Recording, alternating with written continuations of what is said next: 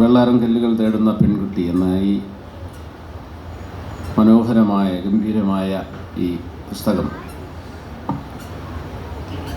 രചിച്ച എൻ്റെ അനുജൻ പ്രദീപ് മാരിയിലിനും മാൻകൈൻഡിനും എല്ലാ തരത്തിലുള്ള ആശംസകളും നേർന്നുകൊണ്ട് ഈ പുസ്തകം മലയാള ഭാഷയിലേക്ക് സവിശേഷമായ വായനയിലേക്ക് വളരെ താഴ്മയോടെ പ്രകാശനം ചെയ്തതായി അറിയിക്കുന്നു.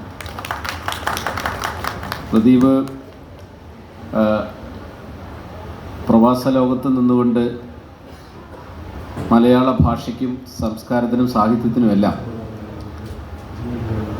നല്ല കനപ്പെട്ട സംഭാവന നൽകുന്ന ഒരു മലയാളി എഴുത്തുകാരനാണ്. ഞാനും പ്രദീപും തമ്മിലുള്ള ഒരു ബന്ധമെന്ന് പറയുന്നത് ഭാഷ തമ്മിലുള്ള ബന്ധമാണ്. ഇവിടെ ഇരിക്കുന്ന എല്ലാവരും ഭാഷയുമായി നേരിട്ട് എല്ലാ ദിവസവും അഭിരമിക്കുന്നവരാണ്. അങ്ങനെ ഒരു ബന്ധമാണ് ഞങ്ങൾക്ക് തമ്മിൽ ഉള്ളത്. ഞാൻ മലയാളം മിഷൻ എന്ന കേരള സർക്കാരിൻ്റെ ഭാഷയും സംസ്കാരവും പ്രചരിപ്പിക്കുന്നതിനുള്ള സ്ഥാപനത്തിൻ്റെ ചുമതല വഹിക്കുന്നു. എന്നോടൊപ്പം ആ ചുമതല വഹിക്കുന്നവരാണ് ഇവിടെ ഇരിക്കുന്ന എല്ലാവരും. അതിൽ കർണാടകത്തിലെ മലയാള ഭാഷാ പ്രചരണത്തിൽ നിസ്തുലമായ സംഭാവന നൽകുന്ന ഒരു എഴുത്തുകാരനാണ് പ്രദീപ്. പ്രദീപ് ഭാഷയെ എല്ലാ അർത്ഥത്തിലും, വൈകാരികാർത്ഥത്തിലും ദാർശനികാർത്ഥത്തിലുമെല്ലാം മലയാള ഭാഷയെ നന്നായി കൈകാര്യം ചെയ്യുന്ന, നന്നായി മനസ്സിലാക്കിയ ഒരു എഴുത്തുകാരനാണ്. അതുകൊണ്ട് തന്നെ മലയാളത്തിന് കിട്ടിയ ഒരു മനോഹരമായ ഒരു സ്വത്ത് തന്നെയായിരിക്കും ഈ പുസ്തകം. നിങ്ങൾ സവിശേഷമായ അർത്ഥത്തിൽ ഈ പുസ്തകം വായിക്കുകയും തീർച്ചയായും നമ്മളുടെ എല്ലാവരുടെയും ഹൃദയത്തിൽ വെള്ളാരം കല്ല് കിടക്കുന്നുണ്ട്. ലോകത്തിൻ്റെ ഏത് ഭാഗത്തും അത് തേടിയുള്ള ഒരു യാത്രയാണ് നമ്മുടെ ശിഷ്ടജീവിതം, അകത്തായാലും പുറത്തായാലും. ഇപ്പോൾ മലയാളിയെ സംബന്ധിച്ചിടത്തോളം അവൻ്റെ ഏറ്റവും വലിയൊരു ഒരു വേദന ലോകത്തിൻ്റെ എവിടെ പോകുമ്പോഴും അവൻ നഷ്ടപ്പെട്ടു പോകുന്ന നാടിൻ്റെ സുഗന്ധങ്ങളാണ്, അവൻ നഷ്ടപ്പെട്ടു പോകുന്ന നാടിൻ്റെ അനുഭവങ്ങളാണ്. ആ അനുഭവങ്ങളെ തിരിച്ചു പിടിക്കുവാനുള്ള ശ്രമം അകത്തും പുറത്തും ഇരുന്ന് നമ്മളെല്ലാവരും ചെയ്യുന്നുണ്ട്. ഈ യാത്ര ഒരു പെൺകുട്ടിയുടെ മാത്രം യാത്രയല്ല, നമ്മുടെ എല്ലാവരുടേതുമാണ്. തീർച്ചയായും ഇത്തരം ഗംഭീരങ്ങളായ അനുഭവബോധ്യങ്ങളെ അടയാളപ്പെടുത്തുന്ന പുസ്തകങ്ങൾ പ്രദീപിൽ നിന്ന് ഇനിയും ഉണ്ടാകട്ടെ എന്നാഗ്രഹിക്കുന്നു. പ്രദീപ് ഔദ്യോഗികമായി പ്രവർത്തിക്കുന്ന മേഖല വളരെ വ്യത്യസ്തമായൊരു മേഖലയാണ്. നമുക്കാർക്കും കടന്നു ചെല്ലാൻ കഴിയാത്ത ഒരു മേഖലയാണ്.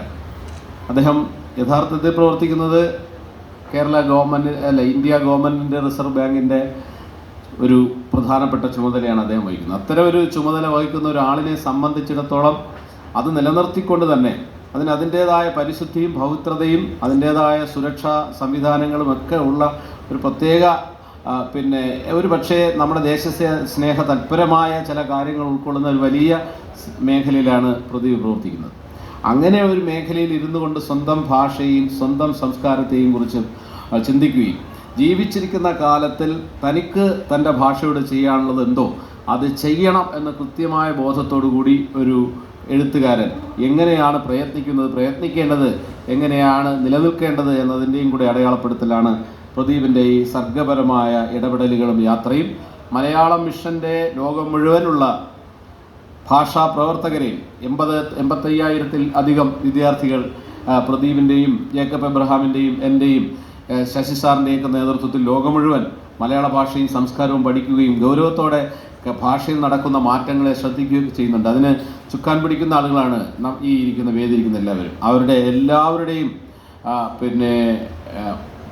നാമത്തിൽ, ലോകത്തിലെ എല്ലാ ഭാഷാ പ്രേമികളുടെയും നാമത്തിൽ മലയാളം മിഷൻ്റെ കൂടെ ഒരു സ്വത്തായിട്ടുള്ള പ്രിയങ്കരനായ എഴുത്തുകാരൻ പ്രദീപിൻ്റെ ഈ പുസ്തകം പ്രകാശനം ചെയ്യുവാൻ ഒരു എളിയ കവി എന്ന നിലയിൽ എനിക്ക് അവസരം ഉണ്ടായതിനുള്ള അഭിമാനവും സ്നേഹവും അടയാളപ്പെടുത്തിക്കൊണ്ട് ഞാൻ എൻ്റെ വാക്കുകൾ അവസാനിപ്പിക്കുന്നു. എല്ലാവർക്കും ഹൃദയം നിറഞ്ഞ ആശംസകൾ. നേരമായി നമുക്കൊരേ ആകാശം, നോവ് സൂര്യൻ മറഞ്ഞ സായന്തനം, ഒറ്റ മാത്ര കൊണ്ട് അസ്തമിക്കും മുൻപ് ഉത്സവങ്ങളായി തീർക്കണം നാളുകൾ. പുസ്തകങ്ങളെ ഉത്സവത്തിനുള്ള അടിസ്ഥാന തറയായി എടുക്കുവാൻ കഴിയുക എന്ന് പറയുന്നത് മലയാളിയുടെ ഏറ്റവും പ്രധാനപ്പെട്ടൊരു സംഭവമാണ്. ലോകം മുഴുവൻ ഇപ്പം പുസ്തകമേളകൾ ആഘോഷിക്കപ്പെടുന്നു, കൊണ്ടാടപ്പെടുന്നുണ്ട്. ഞാൻ ലോകത്തിൻ്റെ വിവിധ ഭാഗങ്ങളിൽ പോകുമ്പോൾ എനിക്ക് മനസ്സിലാകുന്നത് ഈ 10-15 വർഷത്തിൻ്റെ ഉള്ളിൽ ഉണ്ടായിരിക്കുന്ന വലിയൊരു സാംസ്കാരിക മാറ്റം എന്ന് പറയുന്നത് പുസ്തകമേളകളാണ്. ഈ ലോകത്തൊരു കാലത്ത് ഈ സൗദി അറേബ്യയിലൊന്നും നമുക്ക് കടന്നു കയറാൻ കഴിയില്ലായിരുന്നു. 1.5 വർഷത്തിന് മുമ്പ് ഞാൻ സൗദി അറേബ്യയിൽ പോയപ്പോൾ, ജിദ്ദയിൽ പോയപ്പോൾ നമ്മുടെ പ്രിയപ്പെട്ട സുഹൃത്ത് പറഞ്ഞു ഇവിടെ ഒരു വലിയൊരു പുസ്തകോത്സവം നടക്കുന്നുണ്ട്. ഞാൻ പറഞ്ഞു എനിക്കൊന്ന് ദയവായി കണ്ടാക്കൊള്ളാം, കാരണം സൗദി അറേബ്യയിൽ നടക്കുന്ന പുസ്തകോത്സവം, ഷാർജയിലും അവിടെ ഇവിടെയൊക്കെ പുസ്തകോത്സവം നടക്കുന്നുണ്ട്, പക്ഷേ സൗദിയിൽ ആദ്യം നടക്കുന്ന പുസ്തകോത്സവം ചെല്ലുമ്പോൾ ആയിരക്കണക്കിന് അവിടുത്തെ തദ്ദേശീയരായ അച്ഛനമ്മമാരും കുഞ്ഞുങ്ങളും എല്ലാം വലിയ ട്രോളികളിൽ പുസ്തകങ്ങൾ വാങ്ങി വെച്ച് ഇങ്ങനെ യാത്ര ചെയ്തു പോകുന്ന മനോഹരമായ കാഴ്ച. അവിടെ എല്ലാം മലയാളി സാന്നിധ്യമാണ്. ലോകം മുഴുവൻ ഈ പുസ്തകമേളയെ വ്യാപകമാക്കുന്ന കാര്യത്തിൽ DC ബുക്സ് പോലുള്ള മലയാളി പ്രസിദ്ധീകരണ മേഖലയിൽ നിൽക്കുന്ന ആളുകൾ ചെയ്തിട്ടുള്ള സംഭാവന എന്താണെന്ന് മനസ്സിലാക്കിയ ഒരാളാണ് ഞാൻ. അതുകൊണ്ട് ലോകം മുഴുവൻ ഈ പുസ്തകോത്സവത്തെ ഒരു ജീവിതത്തിലെ ആഘോഷമാക്കി മാറ്റിക്കൊണ്ട് ഈ തിരിച്ചുപിടിക്കലുകൾ, മതാതീതമായ സ്നേഹം കൊണ്ടുള്ള തിരിച്ചുപിടിക്കലുകളിൽ ഇടയാക്കുന്നു. അതിൽ ഏറ്റവും ബൃഹത്തായ ഒരു എപ്പിസോഡാണ് ഈ നിയമസഭയിലെ പുസ്തകോത്സവം. ലോകത്തൊരിടത്തും അല്ലെങ്കിൽ നിയമനിർമ്മാണം നടക്കുന്ന ഒരു നിയമനിർമ്മാണ സഭയെ പൊതുജനത്തിന് തുറന്നു കൊടുക്കുക എന്ന് പറയുന്നത് ഒരിടത്തും ഇല്ലാത്ത കാര്യമാണ്. അത് ഈ കേരളം മാതൃകയാണ്. അങ്ങനെയാണ് കേരളം പുസ്തകത്തിൻ്റെ പേരിൽ ഈ നിയമനിർമ്മാണ സഭ തന്നെ ജനത്തിന് തുറന്നു കൊടുത്തിരിക്കുന്നത്. വലിയ ആഘോഷത്തിൻ്റെ ഭാഗമായിട്ടാണ് ഈ പുസ്തകം പ്രസിദ്ധീകരിക്കപ്പെടുന്നത് എന്നുള്ളത് പ്രദീപിന് ഏറ്റവും അഭിമാനിക്കാവുന്ന ഒരു കാര്യം കൂടെയാണ് എന്ന് ഓർമ്മപ്പെടുത്തിക്കൊണ്ട് ഞാൻ എൻ്റെ വാക്കുകൾ അവസാനിപ്പിക്കുന്നു.